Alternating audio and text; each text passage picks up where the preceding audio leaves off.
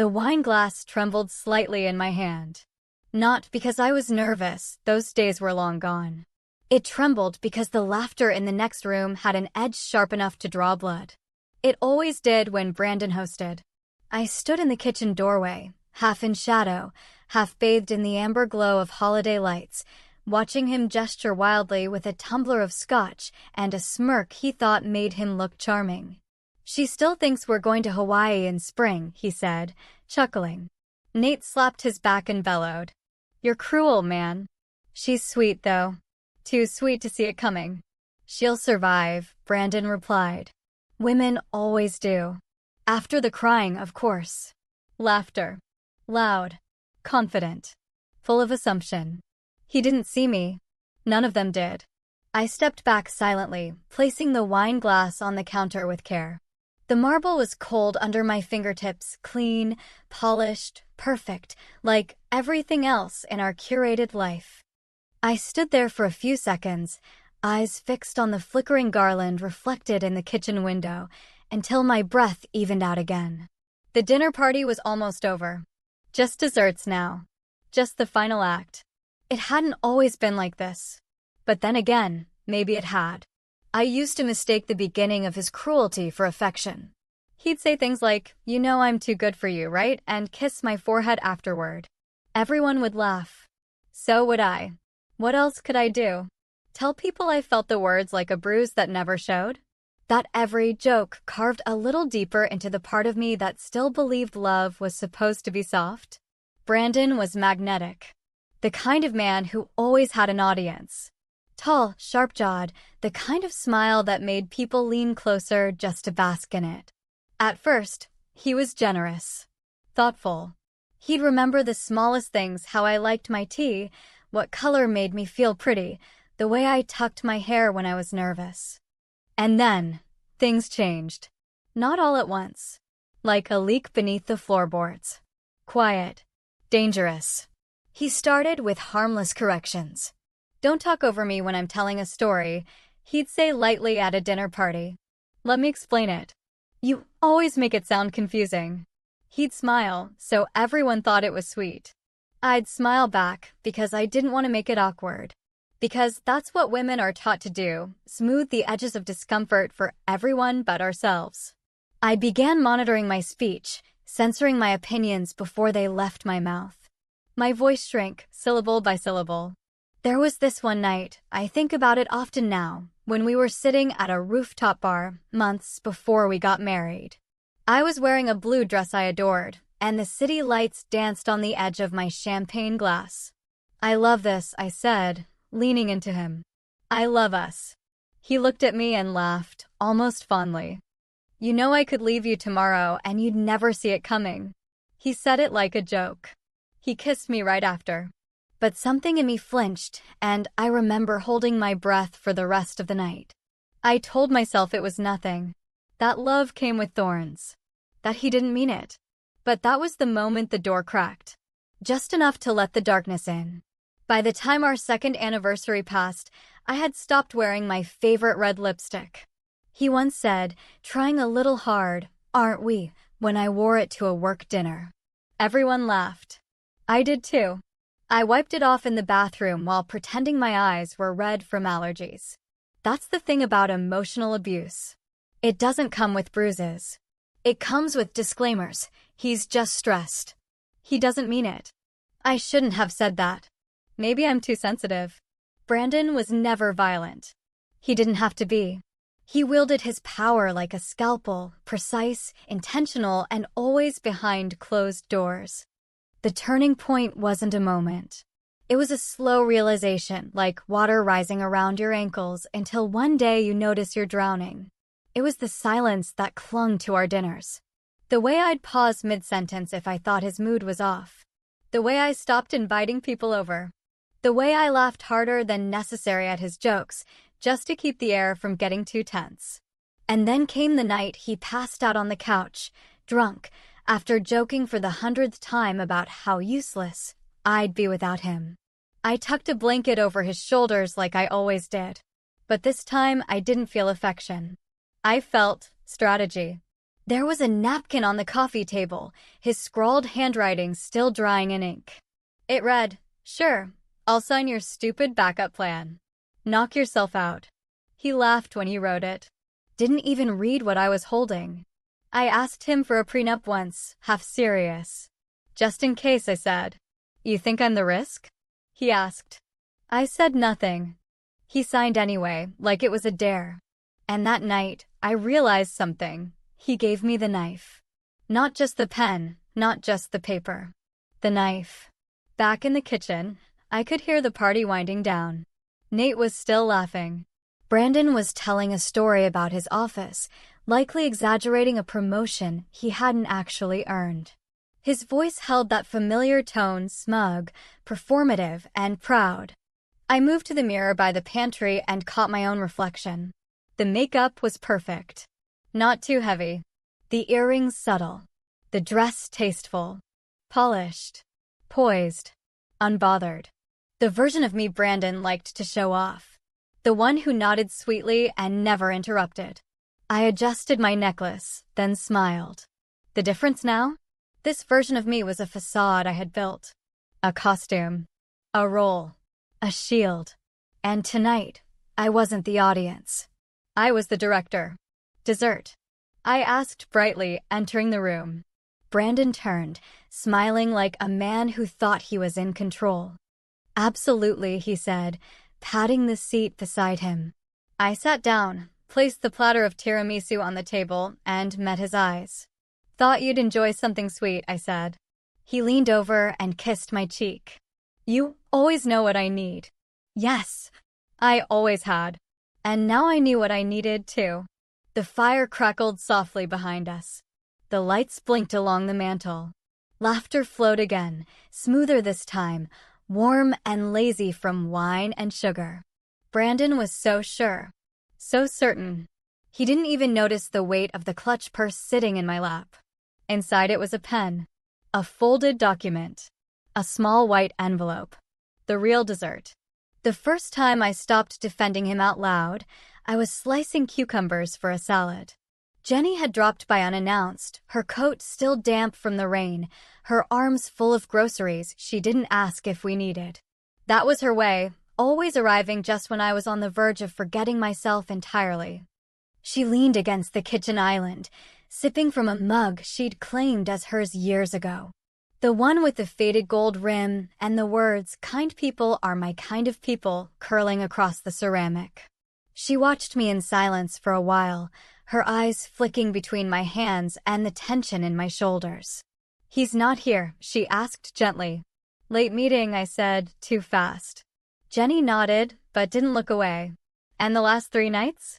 I paused, the knife hovering over the cutting board. "Work's been intense," I muttered. She set her mug down slowly, then crossed her arms. "You know you don't have to lie to me, right?" I didn't answer. Not right away. I just kept slicing. Even, measured cuts. The way Brandon liked them. No seeds. No ends. Just perfect, identical coins. Predictable. "He's not hitting you," she said softly. "But he's hurting you." I stopped. The knife pressed against the cucumber like it wanted to go through the wood. My hands stilled. She wasn't accusing me. She wasn't even judging him. She was just telling the truth. And I hated how much of it was already living inside me. "I'm fine," I said. Jenny let out a quiet sigh, the kind that carried years of swallowed concern. "You don't look fine. You look like you're fading." That night, after she left, I stood in front of the bathroom mirror and really looked at myself. Not the way I checked for smudged mascara or flyaways really looked. My face was thinner than I remembered. Not unhealthy. Just careful. Like someone had taken an eraser to the parts that used to glow. The parts that laughed too loud or wore colors that didn't match or danced while folding laundry. I touched my cheekbone lightly, tracing the hollow curve beneath it. Brandon always said I looked elegant when I was quiet. That's what he wanted. A still life. A beautiful silence. The next morning, I found the napkin again. It was crumpled, stained slightly with whiskey, wedged between couch cushions like it meant nothing. but it had his signature. And a sentence scrawled in slanted script. "Sure, I'll sign whatever. You're the one afraid I'll leave." I held it like it was something sacred. Not because I thought it would save me, because it was proof that he didn't think I needed saving at all. That afternoon, I drove across town to a little notary shop tucked between a dry cleaner and a bakery that smelled like warm vanilla and survival. The woman behind the counter didn't blink when I slid the napkin across the desk. She just notarized it, stamped it with a firm thud, and handed it back without a word. I slid it into a fireproof envelope and labeled it Taxes 2021. Brandon never checked the filing cabinet. I made sure of that. The journal came next. Not the kind you buy during New Year's resolutions with floral covers and motivational quotes. This one was plain, gray, and slightly bent at the corners. The kind that didn't ask questions. I kept it under my side of the mattress and started writing every night. April 2nd called me needy in front of his boss's wife. April 4th found a receipt from Hotel Haven. 2 wine glasses. Room service. No explanation. April 10th said, "You'd fall apart without me." I nodded. He smiled. Every page felt like reclaiming an inch of my spine. He didn't notice anything. That's the part that still stuns me. I started listening more than speaking. Started answering his questions with careful nods, rehearsed smiles, neutral phrases. I learned the art of emotional camouflage. If he was happy, I was happy. If he was cruel, I was overreacting. If he disappeared for a night, I didn't ask. I made dinner, folded his shirts, and smiled when he said the gym was brutal and his boss was jealous of his success. He didn't suspect a thing. But my silence wasn't surrender. It was scaffolding. Behind the curtain, I was constructing my way out, one spreadsheet at a time. I synced his phone data to a cloud folder on my private email. Jenny had helped me set it up years ago, just in case. At the time, I told her it was paranoid. Now I call it prophetic. Each screenshot, each transaction, each text from unknown numbers, it all went into the vault. Neatly labeled. Timestamped. Dated. The proof of his unraveling written in his own hand. I didn't stop being the wife he expected. I became better at it. More polite. More presentable. More agreeable. I learned which stories he liked me to tell at dinner parties. Learned to laugh exactly 1.5 seconds after his punchlines. Learned to compliment his tie, his tan, his success, even when I knew it was hollow. He started bragging about me again. "She's a keeper," he'd say to Nate. "She puts up with a lot," Nate would reply. They'd clink glasses. I'd smile. And all the while, I was keeping score.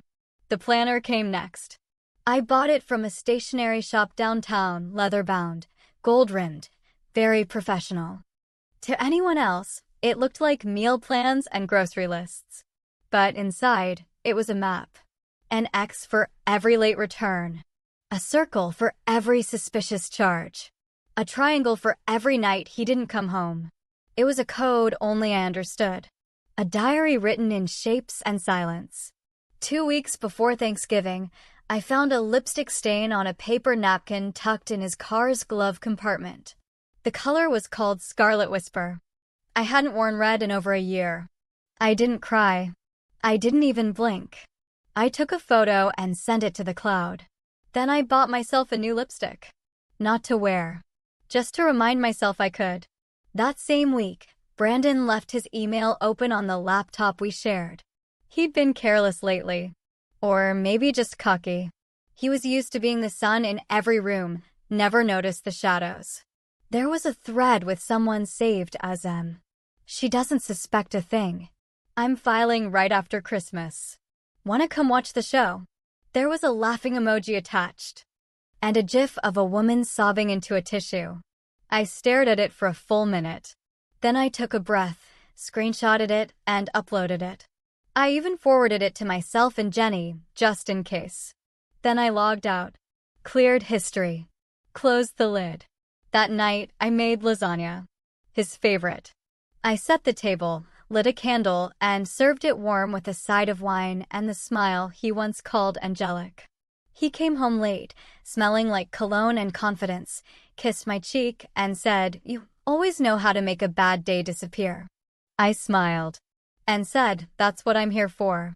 He kissed me again, and I kissed back, because the game wasn't over, and I was just getting good at playing it. I don't remember what woke me. Maybe it was the dream, maybe just the cold silence, but I sat up in bed at 3:17 a.m., throat dry, chest tight, eyes fixed on the ceiling fan as it spun slowly above me.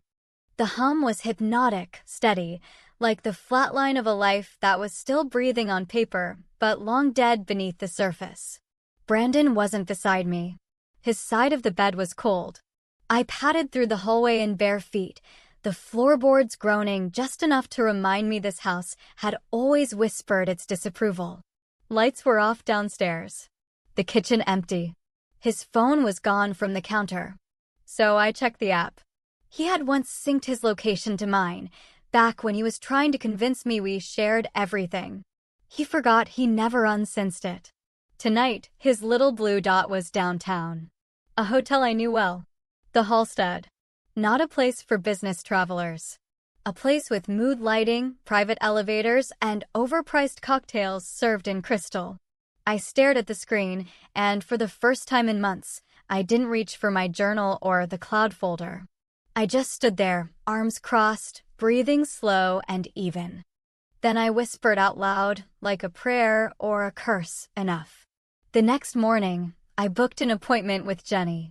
We met at a small café tucked between a florist and a yoga studio. The kind of place that served lattes with cinnamon hearts on top. I wore sunglasses, though it wasn't sunny. She didn't ask why. I handed her the envelope across the table. The original napkin. The notarized copy. My planner. A thumb drive. She didn't open it right away. She just looked at me the way only someone who's seen you fall apart before can, with quiet reverence and cautious relief. "You sure?" she asked. "Yes," I said. I was surprised by how calm I sounded. Jenny nodded once and slid the envelope into her tote bag. "We'll make this airtight," she said. "No loopholes. No weak spots. He won't know what hit him." That same evening, I sat in the bathroom, light off, phone on the counter, pregnancy test balanced on the edge of the sink. 3 minutes. That's all it took. But those 3 minutes stretched like hours until a faint second line appeared, pink and defiant, like it had been waiting its whole life to be seen. I didn't cry. I didn't laugh. I just stared. And then, quietly, I placed a hand on my stomach and whispered, "You're not a weapon. You're a beginning." Brandon didn't notice. He came home 2 hours late, smelled like mint and something floral, and had the audacity to toss his keys on the kitchen counter like this house still belonged to him. I offered him a glass of wine. He declined. He was growing arrogant. Sloppy.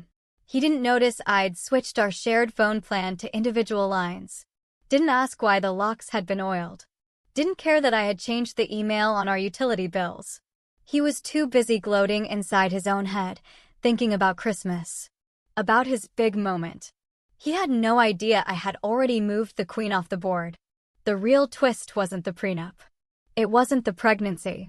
It wasn't even the email Jenny drafted with time-stamped metadata and legal lingo designed to trap him in his own words. The real twist was me. Because I changed. I stopped bracing for his moods like they were weather patterns. I stopped adjusting my voice, my skirt hem, my facial expression. I stopped anticipating his reactions before choosing my actions. I stopped managing him. And when a man like Brandon realizes he's no longer being managed, when the leash slips off and he doesn't even notice, it becomes very clear who is leading whom all along. The days leading to Christmas passed in a fog of silent preparation. He decorated the tree. I watched. He planned the menu. I nodded. He kissed me in front of his parents, whispered dirty jokes while placing gifts under the tree, and called me his rock during a company Zoom toast. Every move was theater. And I had finally learned the script. Behind the curtain, Jenny was finalizing filings. I printed photos of the sonogram and slid them into a white envelope, sealed tight. I wrapped the prenup copy in a gold box with a velvet ribbon. I wrote a single line in cursive on a card: "You should always read what you sign." I placed it beside the cranberry sauce on the top pantry shelf, tucked between platters we never used. Ready. Waiting. And then, one night 5 days before Christmas, Brandon's voice carried from the living room. He didn't know I was standing just behind the hallway wall, holding a tray of drinks, heart thudding in my chest like a fist against the door of my ribcage. "She'll cry," he said with a laugh. Nate chuckled. "Bet she'll drop the glass. Wine everywhere. Real dramatic." "Women are predictable," Brandon said, sipping. "She'll crumble. Trust me." I stood frozen. Something cracked, not in the wall, but in me. Not the kind of crack that breaks a person. The kind that lets something new crawl out. The next morning, I packed a small overnight bag. Just one. A neutral one. I placed it under the bed, beside my journal. Labeled it "Winter Socks." No one ever looked there. I sent Jenny a short message: "All documents secure. Backups in place. Clock ticking." She replied with a single word: "Ready." And then came the silence. Not the silence between insults. Not the silence after one of his jokes. Not the silence you grow used to when every word feels like a minefield. This was different. It was the kind of silence that comes before a storm. Not chaotic. Focused. Centered. I started humming again. Softly. To myself. While folding laundry. While wiping counters. While stirring soup. I felt my body soften in strange places. My breath deepen. My steps slow. And for the first time in years, I let myself daydream. Not about revenge. Not about the moment of reveal. But about freedom. Peace. The baby. Sunday mornings with sunlight and pancakes. Laughter that didn't have to be forced. He asked me if I was okay that night. I turned to him on the couch, the glow of the TV flickering across his face. "I'm fine," I said, resting a hand on my belly. He smirked. "You've been quiet lately." "Have I?" "Yeah. Makes me nervous," he said, nudging my knee. I smiled, slow and steady. "Maybe you should be." He laughed, not hearing the truth in my voice. And I leaned back, fingers curled around the soft rise of my stomach, pulse steady, mind quiet. The mirror hadn't just cracked. I had walked away from it. Christmas morning broke slow and syrupy, the kind of quiet that fools you into thinking the world is soft. I was already awake when Brandon stirred beside me, groggy and warm from the wine he'd downed the night before. He rolled toward me, pressed a kiss to my shoulder, and mumbled something about whipped cream and pajamas. I smiled like I always did. Not out of affection. Out of readiness. Because everything was in motion now. The living room looked like a holiday catalog, pine garland draped across the mantel, silver bells hanging from doorknobs, a table set for 10 with place cards and linen napkins. Brandon loved when things looked expensive. He used the word presentation like it was religion. What he didn't realize was that every perfectly folded napkin, every candlestick placed just so, every cranberry glazed roast in the oven was part of my own presentation. He thought he was the one directing the play, but I had rewritten the third act. At 2:15 p.m., his parents arrived with a fruitcake and passive-aggressive cheer. His mother wore her holiday brooch, the one she only brought out when she wanted to look more loving than she felt. His father asked if we'd been fighting because "You've lost some color, sweetheart." I said it must be the lighting.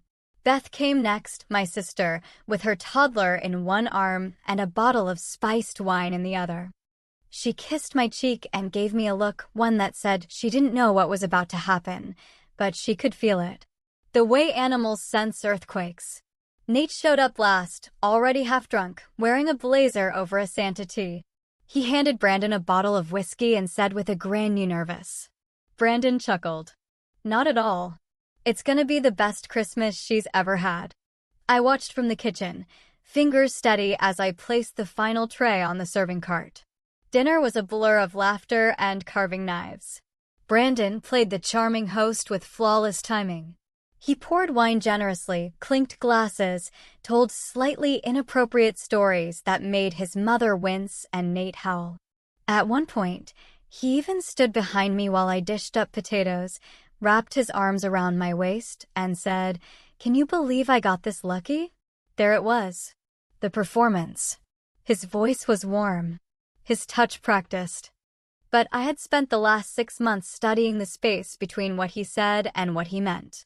And this moment was empty, like a stage built on matchsticks. After the plates were cleared and dessert was warming in the oven, Brandon tapped his glass with a fork. I knew it was coming. He stood, cleared his throat dramatically, and looked around the table with that politician grin, the one he used at work functions when pretending to be likable. "I have a little something for my incredible wife," he said, reaching into his blazer. My heart didn't race. My palms didn't sweat. I was ready.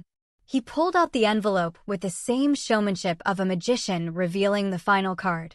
"Merry Christmas, babe," he said, and laid it gently in front of me. Everyone paused. Beth leaned forward, half smiling. His mother beamed. Nate nearly clapped.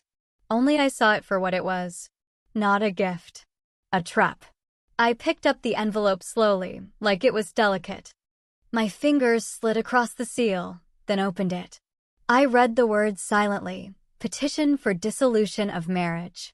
Already signed. Already filed. He had even highlighted the line that granted him full control of all shared property pending mediation. The smugness radiated off him like cologne. I looked up, met his eyes. He was grinning, waiting, expecting tears. Instead, I smiled. "Thank you," I said quietly. A flicker of confusion passed across his face. I reached for my purse. The room held its breath.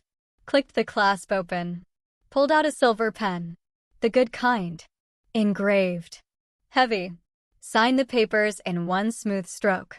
Dated them. Capped the pen. Handed them back. Brandon blinked. "That's it." "That's it," I echoed. Nate laughed awkwardly. Beth's jaw hung slightly open.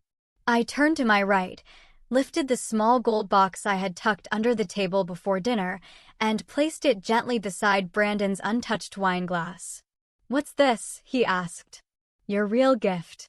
He hesitated, then tore the wrapping too fast, as if rushing would give him the upper hand back. Inside was a black leather folder. He opened it, and the color drained from his face. The prenup. Signed. Notarized. Timestamped. Reinforced with addendums. The clauses he never thought I understood. The protections I added. The power he handed me in a drunken haze a year ago, thinking I'd never use it. He looked up, his voice thin. "What is this?" I leaned forward slightly. "It's everything you gave me. On paper." Nate peeked over his shoulder. "Wait, this is your signature." Brandon didn't respond. Beth gasped softly. "You signed this." He swallowed hard. I filed first, and that," I interrupted gently, "makes it legally binding under your own terms." You could hear a pin drop. Brandon's father had taken off his glasses. His mother sat like a statue. Nate looked like he wanted to disappear into his wine glass. I wasn't finished. I reached back into my purse, pulled out a smaller envelope, placed it in front of Brandon, right next to the folder he still hadn't closed. "What's that?" he asked, his voice a little too sharp. I didn't answer, just gave a tiny nod. He opened it with trembling fingers. Inside, a sonogram. Black and white. 8 weeks. Heartbeat visible. He stared at it like it was a photograph from another world. "I'm pregnant," I said, my voice steady, my face calm. 8 weeks. He looked around the table, like someone might interrupt. Might call this a prank, a test, a mistake. But no one did. His mouth opened, closed. "You planned this," he said, voice flat. I met his eyes, cool and unwavering. "No," I said. "I prepared." The silence was delicious. Not awkward. Not sad. just dense with the realization that he had underestimated the wrong person. Nate cleared his throat. Beth squeezed my hand under the table. Even his mother looked away, like she had just remembered something she'd forgotten to regret. Brandon opened his mouth to speak again. His phone buzzed. He checked it automatically. Jenny's email had landed. Subject: prenup confirmation, legally binding. His face paled further. He scrolled. Scanned. Hit the signature page. Saw her firm's name. Saw the attachments. Another buzz.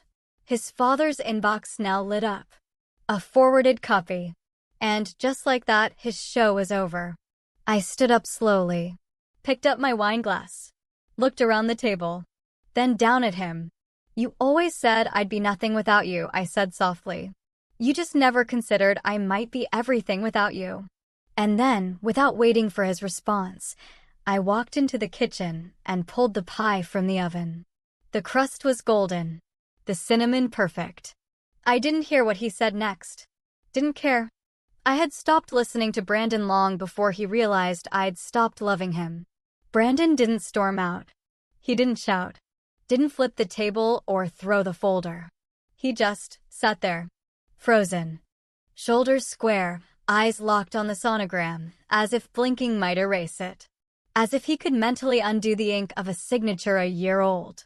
As if the power he used to wield could still resurrect itself. But silence had turned against him. Not mine. The room's. His mother sat rigid, lips pressed into a tight line, hands clasped so hard her knuckles were pale.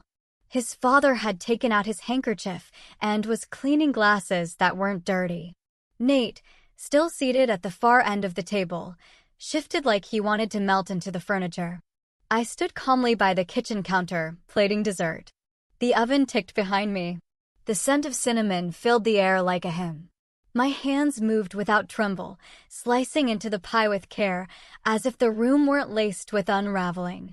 As if I hadn't just detonated his entire kingdom. You're bluffing, Brandon muttered finally, his voice cracked and low. He looked up, grasping at whatever remnants of control were left like a man reaching for the edge of a cliff. I filed first. That makes everything after binding I finished for him. Exactly. On your terms. On your signature. On the document you gifted me in your drunken glory. I walked back to the table and placed the pie before Beth. She looked up at me, wide-eyed, then quickly took the knife, as if helping would anchor her to reality. No judge will go for this, Brandon tried again, his tone rising slightly now. You can't just blindside me, you blindsided yourself, I said softly, pouring whipped cream into a dish. I just turned the light on. His phone buzzed again. Then again. He finally looked down and swiped. A new email. This one from Jenny's assistant. Subject: custody agreement draft. Provisional review only. His hands shook. I could see it from across the room, how the mask finally cracked. His jaw clenched, and that telltale twitch under his eye began, the one that used to come out during corporate reviews or poker losses. You tricked me, he said through clenched teeth. No, I replied, placing the whipped cream on the table. I waited for you to write your own ending. I just made sure there was a reader. He stood up slowly, chair legs scraping the hardwood floor. The sound sliced through the room like a blade. Is this what you wanted? To humiliate me? His voice trembled not from sadness, from disbelief. No, I said, finally meeting his eyes again. What I wanted was peace. What I got was a prenup, digital evidence, signed affidavits, and your best friend laughing about how I'd cry. So no, Brandon, I didn't humiliate you. You just didn't expect the script to flip. He looked to Nate, who had gone pale. You told her. I didn't, not like, Nate stammered, hands raised like he was being arrested. I heard you, I cut in, my voice low and level. In the hallway. Laughing about how women crumble. About how I'd dropped the glass. Brandon turned toward me, red rising in his cheeks. I gave you everything. That sentence made me laugh. A soft, stunned kind of laugh, the kind that escapes without permission. No, I said, stepping toward him. You took everything. And then, one night, you handed me a napkin. Beth rose quietly and stepped between us, placing a gentle hand on my back. She doesn't owe you grace, she said firmly. That broke something in me. Not pain, just an old, lingering bruise of loyalty. I realized I had been preparing for this confrontation for so long that I never imagined I wouldn't feel fury when it finally arrived. But I didn't. I just felt done. Completely, achingly done. I turned to his mother. She was staring at the sonogram still resting by Brandon's plate. I'm 8 weeks, I said gently. She blinked. Something in her face flickered regret, maybe. Recognition. Maybe even guilt. But she said nothing. I'll be raising this baby in a home where no one has to shrink to survive, I said to the room. Where crying isn't weaponized. Where love doesn't come with disclaimers. Brandon finally sat down again, like gravity had caught up with him. You think you've won? He said, barely audible. This isn't a game, I replied. That was your first mistake. I picked up my fork and took a bite of pie. Warm. Buttery. Exactly as it should be. For a moment, I was back in the kitchen, humming while slicing peaches, thinking about names and nursery paint colors. The life I wanted didn't have Brandon in it. Not anymore. And now it didn't have to. He pushed his chair back suddenly and stood again, fists clenched. I'll fight this. I'll fight you. I didn't flinch. Just dabbed my lips with a napkin, looked up at him, and said, You already did. You fought me every time you lied, mocked, manipulated, and gambled that I'd never find my footing. But I did. And now I'm not fighting back. I'm just free. He stared at me. Truly stared. And I watched as the realization settled in his shoulders, heavy and irreversible. He had lost not because I wanted revenge, but because I chose myself. And there was no coming back from that. Beth handed me my glass. I turned to her and clinked gently. To peace, I said. She smiled. To never shrinking again. Brandon left the table then. Didn't slam the door. Didn't say goodbye. He just walked out. His exit quiet, defeated, almost invisible. No one followed him. I looked around the room. Everyone's eyes were on me, not with pity, not with awkwardness, but with something like reverence. Not because I'd won, but because I didn't fall apart. Later that night, as the lights dimmed and guests filtered out, Beth stayed to help clean. She washed. I dried. In the silence between dish cycles, she whispered, You okay? I paused, looked down at my belly, then smiled. For the first time in years, yeah. When I crawled into bed that night, the house was still. I curled on my side, one hand resting on the soft rise of my stomach. No drama. No debris. Just quiet. Not the dangerous kind. The healing kind. I didn't change the locks immediately. Not because I was waiting for him to come back, but because I wanted to feel what it was like to live in the same house and not be afraid of the doorknob turning. He never returned. No apology. No letter. No attempt to rewrite history with his version of regret. Brandon left like he lived, assuming the world would tilt back in his favor if he waited long enough. It never did.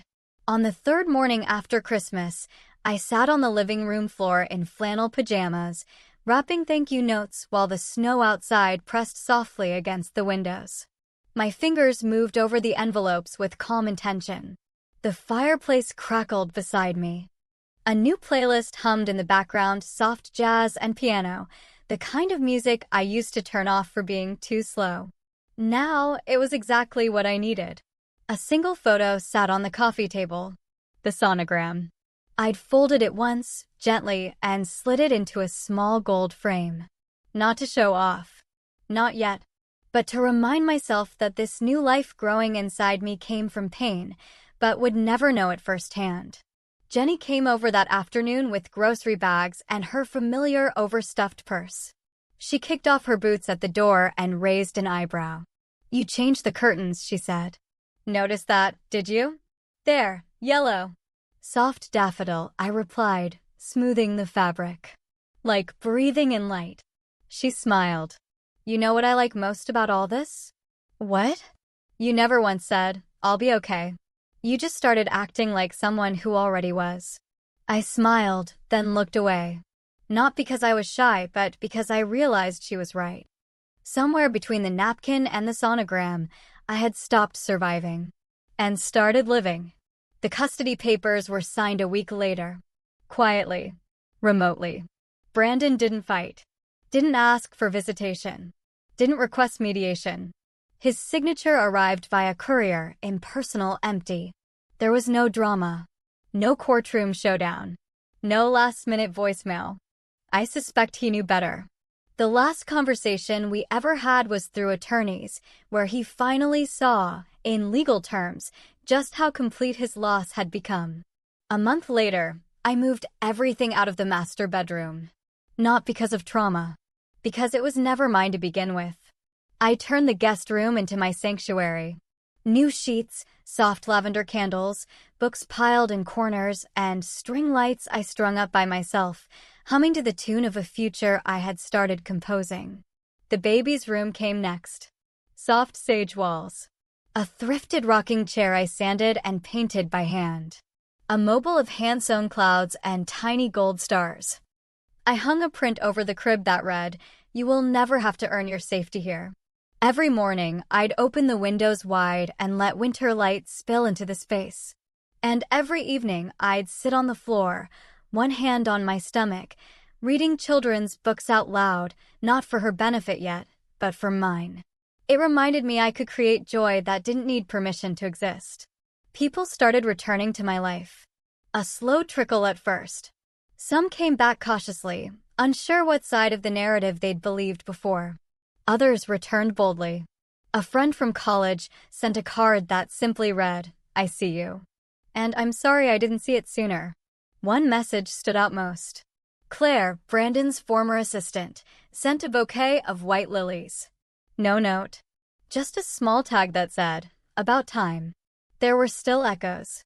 Some nights, I'd hear a song we used to play in the car and feel a pang, not of longing, but of disbelief. How had I ever mistaken control for love? Sarcasm for intimacy? Silence for safety? But those echoes got quieter. And eventually, they stopped arriving altogether. Spring came earlier than expected that year.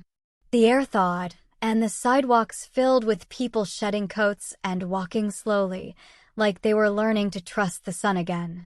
I joined them one morning, coffee in hand, walking with no destination. The baby kicked as if nudging me forward. A man passed me, pushing a stroller.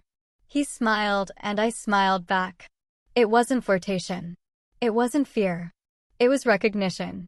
Two people who knew what it meant to carry someone new into the world while leaving someone else behind. Beth brought over her son and spilled mashed bananas on my kitchen floor. We laughed so hard we cried. Elena visited with a box of pastel onesies and a headband with ears that looked like bear cubs. Jenny painted my toenails while we sat on the porch, gossiping about neighbors we barely knew. I wasn't surrounded by romance. I was surrounded by safe women, the kind of women who hold space without asking you to shrink inside it. The final box of Brandon's belongings sat untouched in the garage for weeks. Then one Sunday, I carried it to the curb. Not as a statement. Not for a photo. Just because I no longer needed to share space with ghosts. Inside were cufflinks, books he never finished, and a cologne I once mistook for comfort. The trash truck came Monday morning and took it away without ceremony. I watched it disappear from the window with a cup of tea in hand and no words in my throat. Sometimes, healing doesn't feel like fireworks. Sometimes, it feels like a quiet release. And then, she arrived. Early. Bold. 7 pounds of defiance and softness wrapped in hospital cotton. She came into the world without a sound, eyes wide open, fists clenched. I held her against my chest and whispered her name like a secret I'd been guarding for centuries. She blinked up at me, new and ancient all at once. "You are not what broke me," I said softly. "You are what reminded me I was never broken." We came home 2 days later. No balloons. No banners. No applause. Just a house that smelled like vanilla and peace. I laid her in the crib and sat in the rocking chair, the one with chipped paint and a quilt draped over the arm. She stirred, made a small sound, half sigh, half yawn.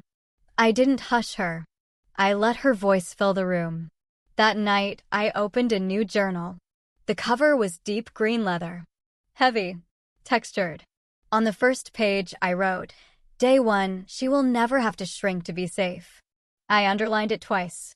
The final thing I did that evening was slide the gold-wrapped folder, the prenup, the emails, the receipts into a fire-safe lockbox.